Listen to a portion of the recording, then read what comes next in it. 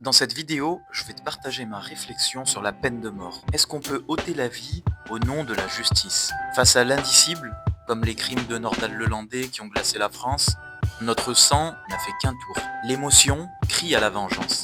Et la peine de mort semble être la seule réponse à la hauteur de l'horreur. Mais attention, ne confondons pas la justice des hommes avec l'équilibre de l'univers. Parlons du concept de miséricorde et de jugement. Si l'on prétend croire en une source, en une miséricorde divine, alors qui sommes-nous pour briser le vase de la vie? L'humilité consiste à admettre que le jugement d'en haut voit ce que nos yeux de chair ignorent. Le Coran nous dit il s'est prescrit à lui-même la miséricorde. Si le Créateur lui-même se l'impose, pourquoi nous, créatures éphémères, choisirions-nous le faire? Maintenant, et à travers l'ésotérisme, on va parler de la véritable peine de mort. La vraie peine de mort ne devrait pas être celle du corps, mais celle de l'illusion. Tuer un homme, c'est figer son âme dans son crime. Le laisser vivre, c'est lui offrir l'espace pour que son ego illusoire, celui qui a commis l'irréparable, s'effondre. C'est la mort intérieure de l'ego criminel par l'éveil de la conscience. Dans la Bible, il est écrit « Ce que je désire,